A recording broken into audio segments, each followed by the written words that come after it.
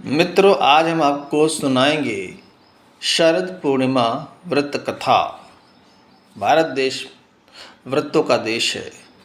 यहाँ एक से बढ़कर एक व्रत हैं, एक से बढ़कर एक कथाएं हैं, एक से बढ़कर एक पूजा है।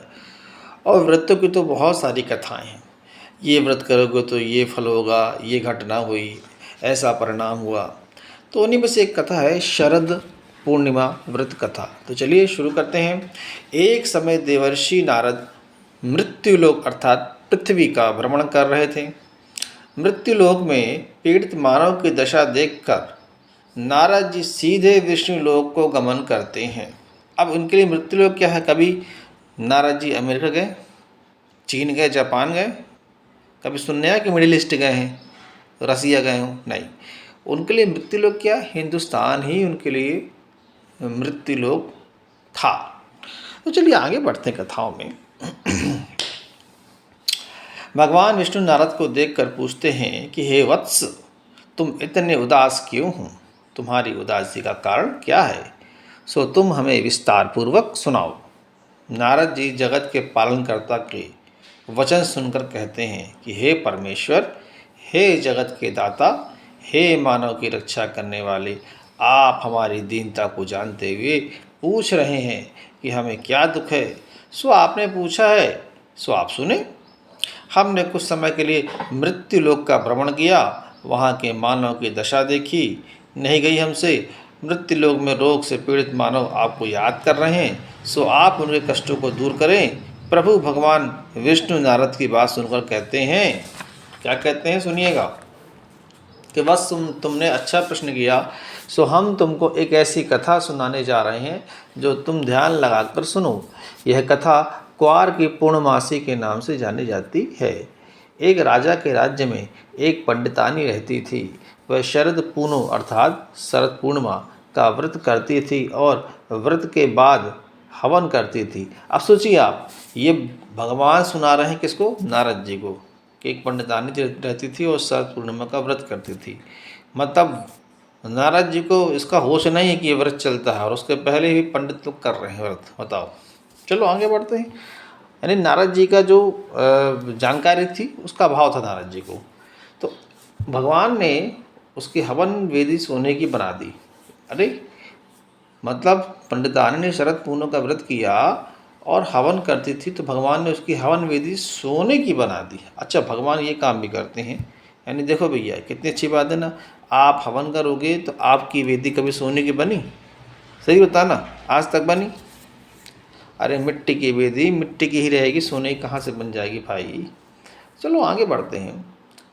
एक बार यह बात सुनकर साहूकार की पत्नी को मालूम हुई, तो साहूकारनी ने अपने साहूकार से कहा, हे साहूकार, पंडितानी की वेदी चुरा ली जाए। हाँ, अब ये चोरी वोरी का काम तो देखो वही करेगा, इसके पास पैसा होगा। जो मांग के खा रहा होगा वो चोरी थोड़ी करेगा। जो पैसा बांट रहा सबको वो चोरी करेगा। क्यों? क्योंकि इनसे पैसा वसूला कैसे जाए। जब इनके बारे में लिखोगे कि चोरी करते थे, ये गलत काम करते थे, तब इनसे दान लिया गया, तब इनसे पुण्य का लाभ दिया गया, तब इनका जीवन सुधरा। तो साहूकार लोग क्या होते हैं? पैसे कमाते हैं, धन कमाते हैं, धन कमा के लोगों को बांटते भी हैं, मदद करते हैं। इस देश का जितना निर्माण आप देख रहे हैं, अर्थव्यवस्था आप देख रहे हैं, साहूकारों को देन है। तब ऐसे लोग को नीचा कैसे दिखाएं? तो कहानी में देखो, वेदी चुरा ली। जिसके पास पहले से पैसा होगा, खूब पैसा कमा रहा होगा, साहूकार है वो वेदी चुराने जाएगा। और वो वेदी जो मिट्टी की थी उसको भगवान सोने की बना दिए। चलो आगे बढ़ते हैं। वेदी साहूकार ने उठाकर मिट्टी की रख दी। सुबह होते ही पंडितानी ने देखा कि सोने की वेदी की जगह मिट्टी की वेदी पाई गई। पंडितानी बोली, भगवान, जो मेरी हवन वेदी ले गया हो वह मिट्टी की हो जाए, मेरी सोने की होवे। इतना कहना क्या था, वेदी सोने की हो गई। अच्छा, अब तो ब्राह्मण देवता तो ठीक है, ब्राह्मणी देवी भी है, मतलब पंडितानी, कि अब जो उनका वेदी ले गया है उसने कह दिया कि वो सोने की जो मिट्टी की हो जाए और मेरी इस मिट्टी वाली सोने की हो जाए। तो एक बात बताओ, अपने जब तुम मिट्टी को सोना, सोना का मिट्टी कर देते हो, तो जितने मरे हुए तुम्हारे बाप दादा सबको जिंदा कर लेते, और जो तुम्हारे घर में जो अभाव था उसको दूर कर लेते। पर तुम्हें पूजा व्रत करने की क्या ज़रूरत थी? अरे जिसको बोलोगे तुमको वही वेदी क्यों चाहिए सेने की भैया? सोना तुम ऐसे बोलते कि तुम मेरे पास जो अलमारी में सामान रखा हुआ है सोने का हो जाए तो सोने का हो जाता। चलो आगे बढ़ते देखते हैं भाई और क्या क्या है इसमें। साहूकार ने जाके पंडितानी से पूछा, आप कौन सा व्रत करती हो? पंडितानी बोली, मैं शरद पूर्णों का व्रत करती हूँ, उसी का फल है। साहूकार ने पूछा, उसकी विधि क्या है?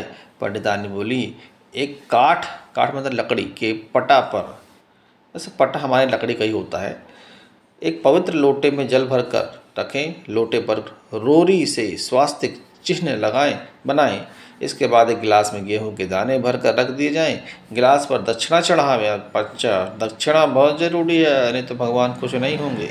तथा स्वयं तिलक लगा लें। इसके बाद 1.5 पाव शक्कर, 1.5 पाव खोवा दोनों मिलाकर 6 पेड़ा बनाएं।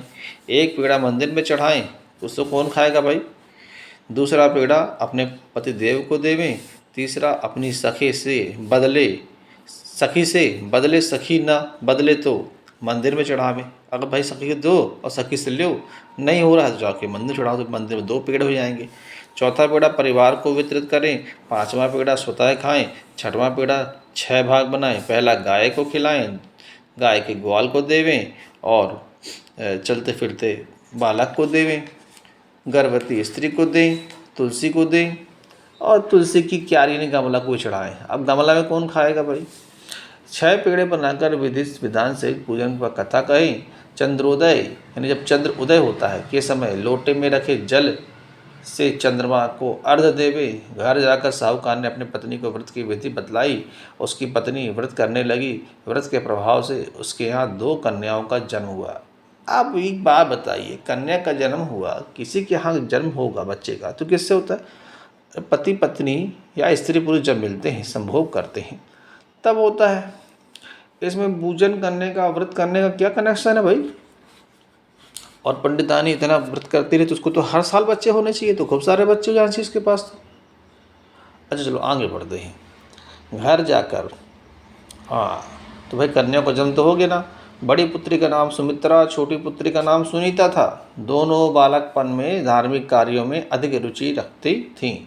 सुमित्रा व सुनीता का ब्याह संपन्न राजघराने में हुआ। आप जी सुनिए, आप मतलब साहूकारों में भी जो है राजघराने होते होंगे भाई। जब सब अपनी जाति में शादी करते थे तो राजघराने में हुआ। दोनों ही शरद पूर्णों का व्रत रखती थी। दोनों के व्रत में एक अंतर था। सुमित्रा विधि विधान पूर्वक नियम से व्रत रखती थी। सुनीता विधि विधान पूर्वक व्रत तो करती थी, लेकिन व्रत यानी देखिए, सुमित्रा नियम से करती थी और सुनीता थी वो नियम से करती रही, लेकिन व्रत को बीच में छोड़कर, यानी कि व्रत को खंडित करके, अपमान करके चली आती थी। सुमित्रा जो पूरा व्रत रखती थी, उसके सुंदर और दीर्घायु संतान उत्पन्न थी। एक बात बताओ, आप पूरा व्रत कर रहे हो, मतलब बीच में खंडित नहीं कर रहे हो, मतलब बीच में नहीं उठ रहे हो, पंडित जी की पूरी बात सुन रहे हो। भाई ये पंडित जी बताएंगे ना अविज्ञान अप्राकृतिक बातें, उसको सुन रही हो तो आपको यहाँ अच्छा पुत्र जन्म ले रहा है। और अगर आपने कोई दूसरे काम की बात कर ली या काम के चले गए तो व्रत खंडित हो गया, तो आपके यहाँ कोई ढंग का बच्चा पैदा नहीं होगा। तो चलिए, सुनीता के व्रत खंडन के कारण उसके पुत्र जन्म लेने के पश्चात कुछ दिन जीवित रहते थे, बाद में स्वर्ग से धार जाते थे। अब स्वर्ग की कल्पनाएं थी भैया, इसी कारण सुनीता दुखी हो जाया करती थी। एक दिन सुनीता ने पंडित को बुलाकर कहा, मेरी संतानें जन्म लेने के पश्चात कुछ समय जीवित रहने के बाद मृत्यु को गमन कर जाती हैं, अतः आप उसका उपाय बताकर हमारे दुख को दूर करें। इस पर भगवान रूपी पंडित ने कहा, ऐसा इसलिए होता है कि तुम शरद पूर्णों का अधूरा व्रत रखती हो। अच्छा, तो पंडित जी को सब खबर थी कि तुम अधूरा व्रत रखती हो, और नारद जी जितने बड़े ऋषि थे उनको खबर नहीं है कोई इसके पहले पंडित नहीं व्रत रखा हुआ है, जो कथा सुना रहे हैं विष्णु जी। अब देखिए आप इस हाँ, अतः तुम अपनी बड़ी बहन सुमित्रा को घर बुलाकर लाओ, उसके स्पर्श से तुम्हारी संतान अवश्य जीवित हो जाएगी, क्योंकि वह शरद पूर्णों का व्रत पूर्ण रूप से भक्ति भाव से किया करती थी। तो भैया पंडित जी तुम्हें छू देते ना कि तुम अच्छे से व्रत नहीं करते हो, कि अच्छे से व्रत नहीं करवाते हो, कथा तो तुम्हें सुनाते थे, तुमको पुण्य नहीं मिला था कि तुम्हें जीवित कर देते। तो आगे बढ़ते कथाओं, भाई कथाएं हैं। तो इतना कहकर पंडित रूपी भगवान चलेगा। अच्छा, पंडित रूपी भगवान, भगवान भी पंडित के रूप धर के आए, बहुत बढ़िया। पीछे सुनीता पुत्र वियोग के कारण यह बात भूल गई। हर वर्ष की तरह शरद पूर्णिमा आई। सुनीता ने विधि पूर्वक व्रत किया, लेकिन व्रत की कुछ कमी के कारण उसका जो पुत्र था वह मृत्यु को प्राप्त हो गया। भैया सोच समझ के करना, क्योंकि अगर अधूरा व्रत हुआ तो पुत्र पुत्रियां मर जाएंगी। अब बताओ, व्रत मतलब खाली पेट रहना और भगवान का ध्यान करना, उसकी कथा सुनना, इसका बच्चे के जीवन से क्या लेना देना है। अब बात आओ, किसी ने व्रत खंडित किया, आपने मान लो कोई गलत काम किया, तो सज़ा आपको मिलेगी, आपके बच्चों को मिलेगी। अगर किसी ने व्रत खंडित किया है और भगवान उसको सजा ही देना चाहता है तो उसको देगा ना, उसका बच्चा क्यों मारेगा। इसका मतलब ये है कि भगवान इंसाफ नहीं कर रहा है। अरे गलती आपकी तो सज़ा आपको मिलनी चाहिए, सज़ा बच्चे को क्यों मिल रही है, बच्चे को जीवन क्यों छीन रहे हो। मतलब न्याय का तरीका गलत है आपका। यानी भगवान के न्याय का तरीका उस टाइम पे जब ये कथाएं लिखी गई हैं तो न्याय का तरीका भगवान का गलत था। चलिए आगे बढ़ते हैं। हाँ, तो हर वर्ष की तरह शरद पूर्णिमा आई। सुनीता ने विधि पूर्वक व्रत किया, लेकिन व्रत में कुछ कमी होने के कारण उसका जो पुत्र था मृत्यु को प्राप्त हो गया। तो उसने अपने मृत पुत्र को पटे पर सुला दिया, जिस पर शरद पूर्णिमा का पूजन करती थी। लेकिन ईश्वर की गतिविधि को कौन जानता है कि उसकी बड़ी बहन सुमित्रा अचानक उसके घर आ गई और सुमित्रा के लहंगे का छोर मृत पुत्र को स्पर्श कर गया। जैसे ही स्पर्श हुआ पुत्र जीवित हो उठा। इस पर सुमित्रा बोली, अगर हम बिना देखे पट्टे पर बैठ जाती तो तुम्हारा पुत्र मर जाता। इस पर उसकी बेटी बहन सुनीता ने कहा, उसकी छोटी बहन सुनीता ने कहा, यह तो पहले ही मर गया था, किंतु तुम्हारे व्रत के प्रभाव से जीवित हो उठा। अपनी छोटी बहन की बात सुनकर उसकी बड़ी बहन सुमित्रा बहुत प्रसन्न हुई। उससे प्रथम बार शरद पूर्णिमा के व्रत की शक्ति का अनुभव हुआ। अरे तो दादा, तुम एक कैसे जीवित किए, जितने पुत्र मरे थे उस टाइम पे सबको छू छू के जीवित कर देते।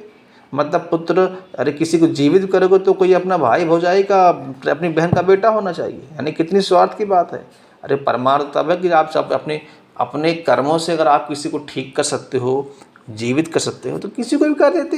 अरे अब कितने लोग मर रहे थे, हजारों लाखों बच्चे कुपोषण से इस देश में मर जाते थे, उनको जीवित कर देते आप। लेकिन नहीं, बहन के बच्चे को ही जीवित करवाना है भगवान के द्वारा। अब बताइए, भगवान भी केवल पार्शलिटी कर रहा है।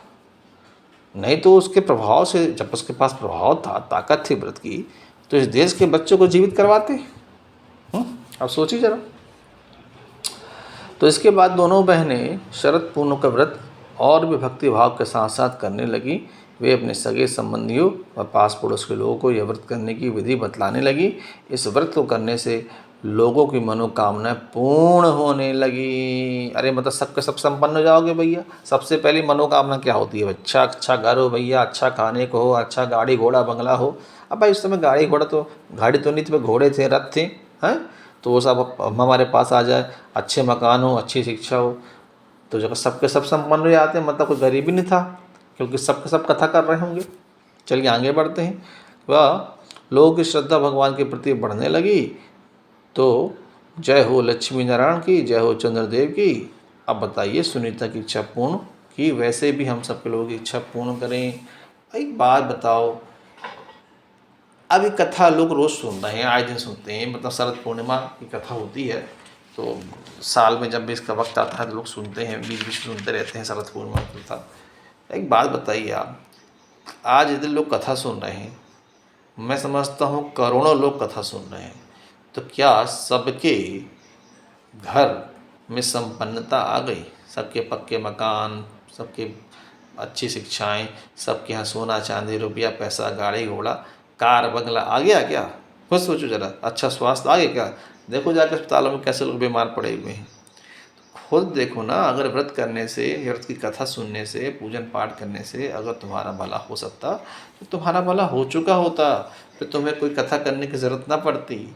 आज भी तुम अभाव में जी रहे हो, तुम्हारे घर बीमारियां हैं, इलाज के लिए पैसे नहीं हैं, इसका मतलब ये है, और रोज़गार भी नहीं है, इसका मतलब ये है कि तुम्हारे व्रत कथाओं से तुम्हारा कोई भला नहीं होना है। तुम्हारा भला तुम्हारे अपने काम करने से होगा। यानी तुम्हारा भला तुम खुद करोगे, कोई और नहीं करेगा दादा। तो समझो इस बात को। इन कथाओं में आप देखो, चोरी भी किया तो साहूकार चोरी करवाए कथा में, यानी पंडित जी चोरी नहीं करेंगे, चोरी करेंगे साहूकार चोरी करेंगे। जो धन कमा रहे होते हैं, जो देश चला रहे होते हैं और आज भी चला रहे हैं, वो चोरी करेंगे। उनको चोर बना दिए, उनको छोटा बना दिए, उनको नीचा बना दिए। और उसके बाद क्या बोले, वो बच्चे को जिंदा भी कराना है, बच्चे को जिंदा भी कराना है तो बहन के बच्चों को जिंदा करा रहे हैं। तो समाज के बच्चों को जिंदा कराते हैं आप। मानव समाज में पूरे पृथ्वी में कितने बच्चे मरते रहे, सबको बोलते जाओ भैया तुम टच करो और सबको जिंदा कर दो, तो उनको जिंदा कराते हैं। दूसरी बात देखो आप, जिसने व्रत को खंडित किया, यानी ढंग से व्रत नहीं सुना, उठ के चली गई है व्रत के बीच में, तो सज़ा उसको देनी चाहिए ना भाई, जो गुनाह किया है। अब बात आई है, आप यहाँ किसी ने आदमी ने किसी का मर्डर कर दिया, तो सज़ा उसको दोगे कि उसके बेटे को दोगे? हैं कि उसके परिवार को सज़ा दोगे? किसको दोगे? जिसने अपराध किया है उसी को सज़ा दोगे ना भाई। तो अगर किसी ने व्रत खंडित कर दिया है तो सज़ा उसको मिलने देते ना भाई, तुम उसके बच्चे को मार दे रहे हो, ये क्या भला बात हुई? आप खुद सोचिए, न्याय है क्या न्याय है? तो इन कथाओं के माध्यम से आपको कौन सा ज्ञान दिया जा रहा है, कौन सा दर्शन दिया जा रहा है, कौन सा न्याय की परिभाषा दी जा रही है, आप खुद समझिए। आप न्याय ये सही है या जो हमारा जो भारत का संविधान का न्याय है कि जो गलती करेगा सज़ा उसको है, जो अपराध करेगा सज़ा उसको है, ना कि उसके परिवार को है। आप खुद सोचिए कि जो हमारा आज का विधान है, अर्थात संविधान है, कानून है, वो सही है कि ये जो कथाओं में लिखा विधान और नियम और कानून है वो सही है? समझदारी आपके अंदर है, आप खुद फैसला करें। धन्यवाद।